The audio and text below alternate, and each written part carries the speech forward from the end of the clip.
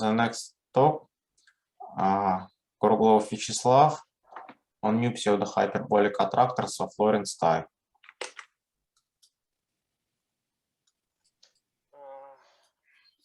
Good evening.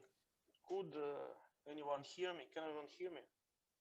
Слава, плохо слышно. I will raise the volume. Could you hear me now? Yes, it's better. Nice.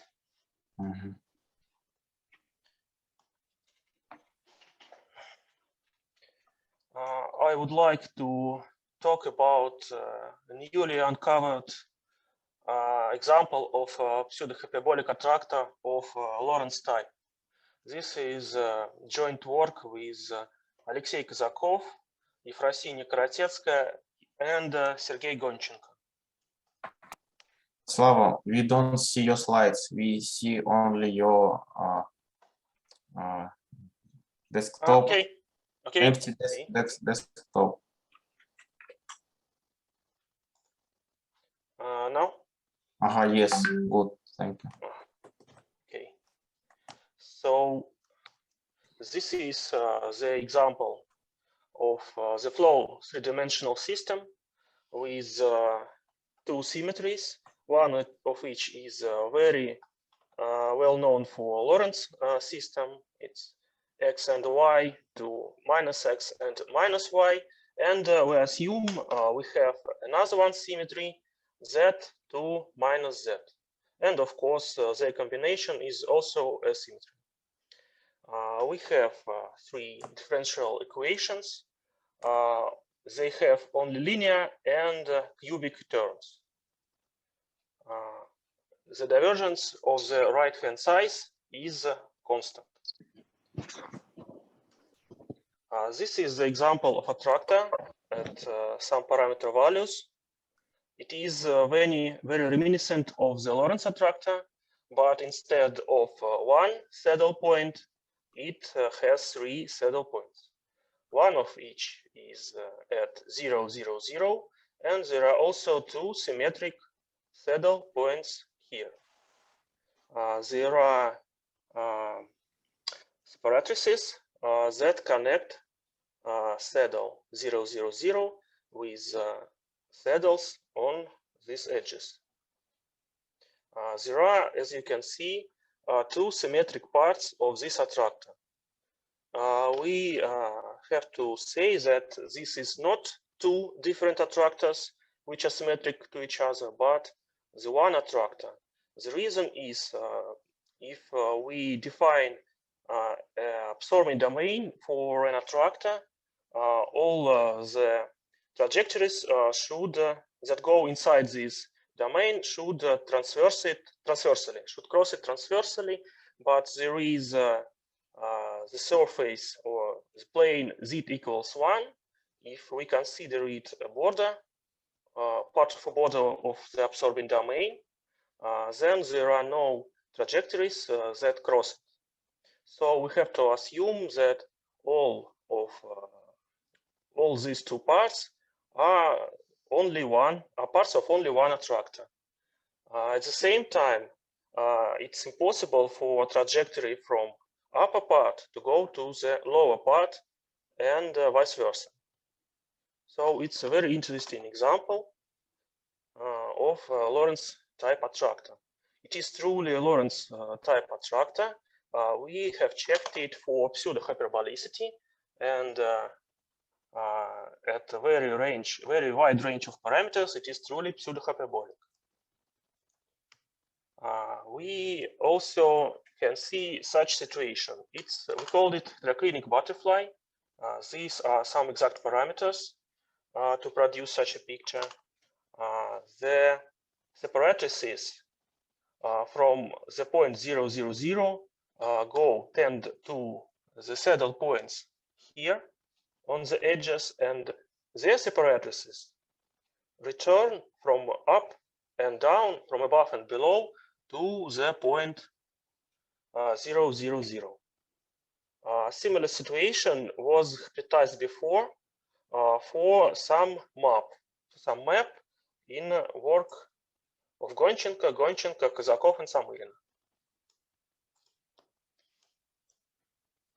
This is the chart of dynamical regimes for these systems.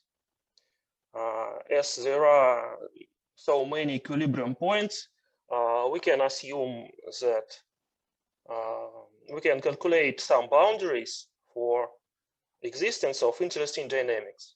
First of all, gray areas represent situations when only stable equilibria are attractors. So here, for example, the attractor is a point 0, 0, 0. This yellow line represents pitchwork bifurcation when saddle at 0, when point at 0 becomes saddle, and two stable points arise at some line. There is such kind of homoclinic, heteroclinic bifurcation, and then at some parameter values, pseudo-hyperbolic chaotic attractors arise. This red domain is for pseudo-hyperbolic chaotic attractors. There are also non-pseudo-hyperbolic chaotic attractors, which marked by yellow domains, and stable limit cycles. There is also another domain, very small domain of pseudo-hyperbolic attractors. It placed here. So all of these regimes were checked numerically with calculations of Lyapunov exponents and the check of transversality of the subspaces of attractor. Check for pseudo-hyperbolicity is a very well developed technique. There are a lot of publications. We check in numerical simulations the following features of the trajectories on attractor. First, the Lyapunov exponents are such that some number of them is always more than 0, and all the other Lyapunov exponents are less than 0. This feature means that there is a dimensional space that expands exponentially the m-dimensional volumes, and there is a subspace that contracts exponentially all its vectors, and any contraction in subspace, in first subspace YCU, if it is possible, is exponentially weaker than the contraction on YSS. And the second, we check that the tangent space is a direct product of two hyperbolically isolated subspaces, such that the angles between their vectors are never equal to 0. To check for pseudo-hyperbolicity, we should solve numerically some equations. For example, for flows, this is the equation that governs the dynamical systems, and these are variational equations where delta means small variations, and J is a Jacobi matrix. We also need to introduce adjacent variational equations where we have transposed Jacobi matrices. It helps us to find vectors that are orthogonal to the strongly stable subspace. And the same we can write for diffeomorphisms. So at first we find some long trajectory x on the attractor. We solve numerically m variational equations for perturbation vectors in forward time along the trajectory and orthogonalize these vectors regularly when solving the differential equations. Then along the same trajectory, we solve numerically in backward time adjacent variational equations for m vectors and orthogonalize them too. We compose matrices M and W that contain orthogonalized vectors obtained in forward and in backward time. These matrices have M columns and N rows. So matrices M are bases for centrally unstable subspace, or the first subspace, which is expanding volumes, and W is a basis for subspace which is orthogonal to strongly stable subspace. Then we obtain for every point on trajectory matrices which are the product of the transposed matrix W and the matrix M.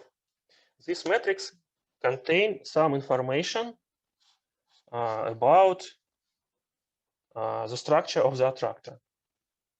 Can you hear me? Yes, we hear you, Slava. Yeah. We hear you. Okay. If the matrix P is singular at some point of the trajectory, then subspaces CU and ESS are tangent at this point. The matrix is singular if its determinant is 0, or which is actually the same if its smallest singular value is 0. One can evaluate smallest singular values of the upper left submatrices of P. This is the way to extract some information about the attractor. The statistics of the smallest singular values or of the angles between subspaces, which are derived from these singular values, helps to find tangencies between subspaces. So, for example, this is the same attractor as before, at the same parameter values. If you see that this red curve, this red curve is distanced from 0. This red curve is the statistics or distribution of the angles between two-dimensional centrally unstable subspace and one-dimensional strongly stable subspace. It is distanced from 0. There are no tangencies.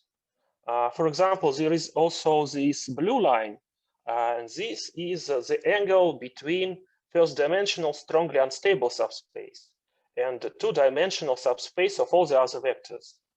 It is not distanced from 0. If it would be distanced from 0, then the attractor would be uniformly hyperbolic. But in our case, it is pseudo-hyperbolic because only this red line is separated from 0. We also checked these three saddles, so they satisfy also the pseudo-hyperbolic properties of the attractor. This is another example of pseudo-hyperbolic attractor at different parameter values. It has two lacunas. I painted the upper and the lower parts in different colors, so you can see that no green trajectory goes to the purple trajectory or to the purple domain, or vice versa. So these parts of attractor are kind of separated from each other forever, but we still consider them as the same attractor. And this is an example of not pseudo-hyperbolic attractor. This is a quasi-attractor, but it visually looks very the same. But you can see that these eyes around stable points, or maybe they're unstable, are very, very small. So, and the distribution of angles tells us that this attractor is not pseudo-hyperbolic at all, because this distribution is has zeros and very close to 0 angles. This is just another example. It's from the different domain. I can show you again from this small domain.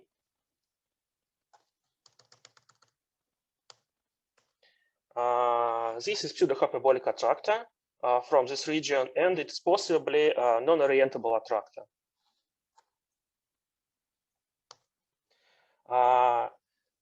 Originally, this kind of attractors was found in 3D Henon map with cubic nonlinearity. This is the example of this map. There are some parameters A, B, and C, And the Jacobian of this diffeomorphism is equal to parameter b. There are only cubic nonlinearities here. There are not so much symmetries here. The only one if you change the sign of all the variables. So this is a kind of a central symmetry that still exists here, but all the other symmetries from the flow system do not exist here. This is the chart of regimes for this diffeomorphism. This red domain is a domain of pseudo-hyperbolic discrete Lorentz attractors. There are also domains of quasi-attractors, chaotic quasi-attractors, quasi-periodic attractors or invariant curves, and stable points of different periods. There is also some wide range where the solution diverge. We can find in this domain only one stable attractor at the point 0, 0, 0. Here, this small blue line represents period doubling bifurcation. This point as 0 becomes unstable, and there is a periodic point of period 2 near it. Then this cycle undergoes pitchwork bifurcation, and now there are one saddle point at the origin, one saddle cycle of period 2, and two stable cycles of period 2. And here, pseudo-hyperbolic attractor arise. This is a phase portrait of this attractor. So I painted its two parts by different colors, but we still suppose that it is only one attractor. It is pseudo-hyperbolic. It's backed by our numerical test. So this red curve is separated from 0, so there are no tangencies between subspaces. And these are the trajectories that started very close to this saddle point. So we can see that there are one-dimensional unstable separatists that come very close to this period 2 saddle cycle. Actually, there is some smearing of these separatrices, so there are some oscillations between left and right parts.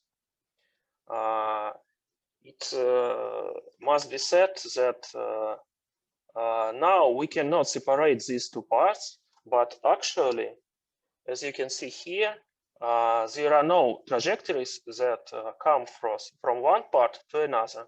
So from some reasoning, it should be assumed that sometimes some trajectories should go to the other part, but in numerical simulations, it never happens. And this is a very peculiar behavior.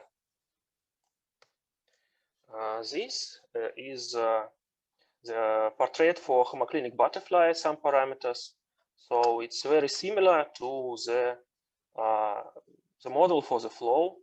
So there is a period cycle of period 2. It is a saddle, and its separatrices return to the saddle at the origin. This is the situation before this heteroclinic bifurcation, and this is the situation after this heteroclinic bifurcation.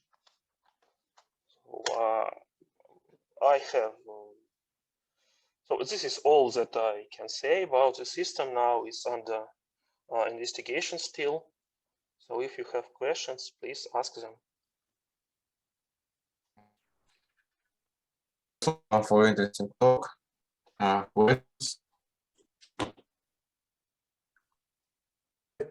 have some remark. Okay. Slava. Okay. But three-dimensional map have only one symmetry, central symmetry, global symmetry. Okay. The map has only one symmetry. Ага. It's central symmetry. Another symmetry present because unstable multiplier of fixed point is negative. Yeah. It means one-dimensional unstable manifolds must behave symmetrically because we have also two symmetry the same as in flow case. One symmetry is global. And one is Another local. symmetry is local on manifold, and some it's produced for whole attractor. Okay.